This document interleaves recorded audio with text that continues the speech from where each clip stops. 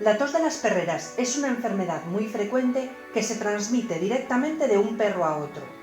Provoca una tos muy seca debido a que su garganta está irritada, por lo que muchas veces se confunde con un atragantamiento. La producen virus y bacterias.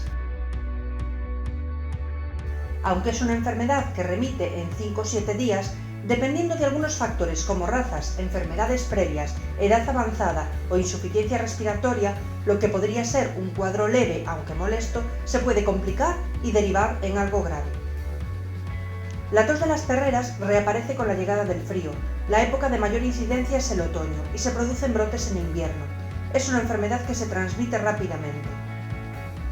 Para prevenirla, utilizamos una vacuna muy segura, que provoca una inmunidad muy rápida. En apenas 72 horas nuestro perro estará protegido. La dosis es muy pequeña y se tolera muy bien. Se administra de forma cómoda por la nariz y su efecto dura 1 año, después del cual deberemos volver a vacunar. Es una vacuna que en determinadas situaciones es obligatoria, como la estancia en residencias caninas, que la exigen debido a su alto índice de contagio.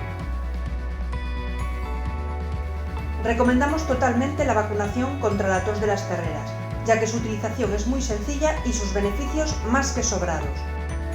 Buscamos siempre su bienestar.